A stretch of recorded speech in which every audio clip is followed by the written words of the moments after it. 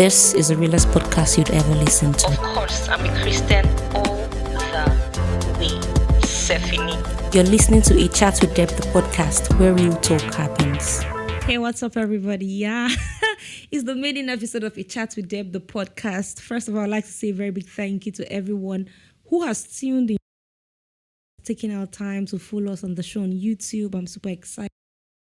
I appreciate you guys sincerely from the depth. And so this podcast is a move in a new direction. We're trying as much as possible to take advantage of every digital and then try to reach you, podcast lovers. I'm sure you find this very interesting. The plan for this podcast is to have an avenue for real talk. I know we do that on the show on YouTube, but I like to, like I said, we're taking advantage of the platform. But there are things that can be said here that, of course, cannot be said on the show. So it is real talk all the way, unfiltered. Yeah, I'm all for unfiltered. Let's say it how it is and get the best we can. Okay, so on today's episode, I'll be sharing an encounter I had. I think that was last Saturday. Anyways, before you be listening to this episode, it would have been like some Saturdays ago. I was supposed to attend a wedding. And I got dressed, very happy, came out, drove, and I got to the main road. It was actually my turn to move into the main road. Another car had to wait for me. So I was about making a turn when one of his tricycle drivers got close to me and I allowed him pass. I let him pass. That was because, okay, let me be nice. It's my turn to move. He should actually wait, but let me allow him pass. So when he passed, before I knew what was happening, one of his fellow tricycle drivers, maybe because he saw actually let the other one pass. And the funny thing was, he was quite far. So he came in with full speed and moved past my car, hit my bumper, and was about leaving. But the fortunate thing was, people saw what actually happened and they held him. What bothered me most was the fact that he was carrying an aged woman, had two daughters who were, I think, about teenagers, and another one, actually a youth or so, quite big, and a child, maybe between 5 to 7 years. And I'm like, even if you're in a haste, you're going somewhere, would you risk the life of people because you're running to God knows where? He came down from the car, from his tricycle. Me, I have never seen myself like that before. On a normal day, if people scratch my car sometimes when I'm driving, I just let it slide, provided maybe the impact is not much and all. But this actually happened. My fear was, you know what? At that point, I actually did not even think about the damage he must have caused. My own was, why would you do such a thing? Because to me, it seemed premeditated. I know you're in a haste. I know you actually don't care about the next person. But the thing is, why would you risk the life of people? And even when he came down from his tricycle, he couldn't even apologize. Hey, it's good to have the Holy Spirit too. Man, I came down from my car. I did not even close my door. My car was still on. I just parked. Like I didn't park properly. Funny thing, first of all, I'd like to apologize to everyone who was in that traffic. If maybe you're hearing me right now, I'm actually apologizing. But the funny thing was, the guy could not even apologize for what he had done. Finally, I got into the car, I parked properly, and other people held him. If not for the fact that people held him down, maybe he would have run away. I really don't know. I really don't care. But my problem was, you should have said, I am sorry. He was still saying, it was not intentional, so don't do anything to me. I'm like, I shouldn't do anything to you. I never said I was going to do anything to you. And because of the fact that you're not even apologizing for what you had done, you don't even say anything wrong in what you're doing. People start passing and saying, oh, Madam, hold on. Don't let him go. Hold him. I was waiting for him to say sorry. He didn't. In fact, it was even the passengers that he carried. They were apologizing on his behalf. I said, Oga, there are two things involved. I would have left you, but the thing is, we would go to my mechanic right now. Or if you try to run away, first of all, I'd already taken a picture of his number plates of his tricycle. If you run away, I'll call the police on you. I have your details, so you cannot escape. He said, no, he wasn't going to run away. I'm like, so what are you saying? I just kind of say, Oga, oh yeah, enter. I took, immediately I called someone and they came. When they came, we drove together to my mechanic. Even at that point, even when the mechanic was even speaking to me, I was like, try and play with these people to let it go. He refused, like he blatantly. I was like, when did we get to the point where we have done something wrong and it's now difficult to say I'm sorry? I don't know. I think there are people out there that are like that, because looking at his character, I don't think he's the only one that acts in that type of way. Sometimes we do things that are wrong and it takes just, I'm sorry. It takes just a soft answer to make everything die down.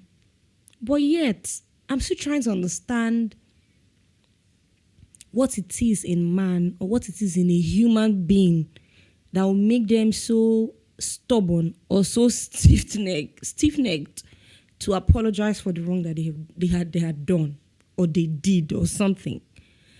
And the funny thing is, even when this guy was forgiving, we were like, okay, fine, go. Don't do anything about it. He did not even say thank you. And I'm like, this one is from the devil. This one, no. I don't think we should get to the point where it's seemingly difficult to have a soft heart. I think that's what we lack in this country. We've gotten to a point where people do not have.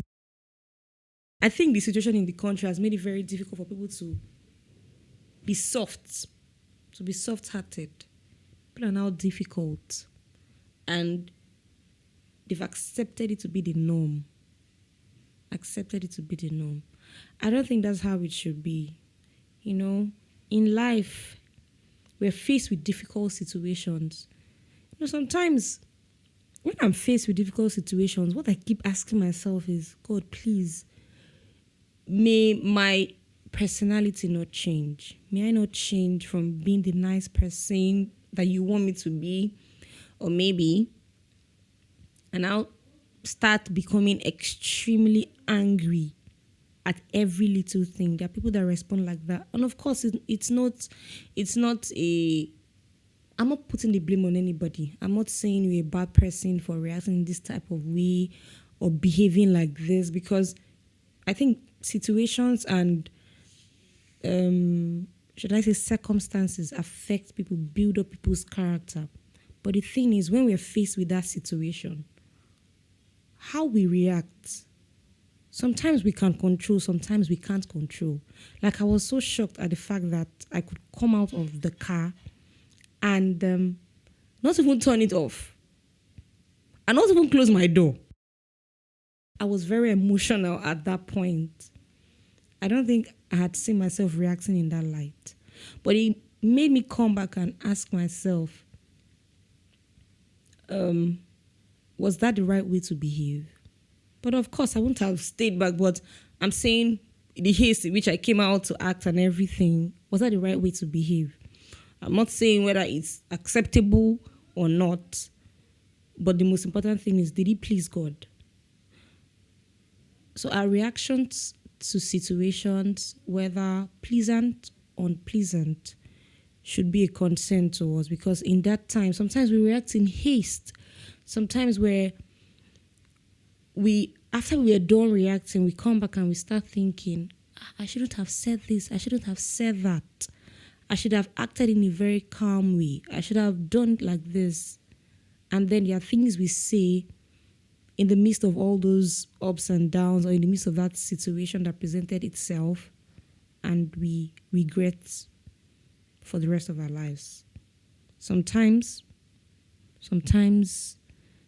we get over them. But I think when we're able to control our emotions, when we're able to control our reactions to situations, we come out better.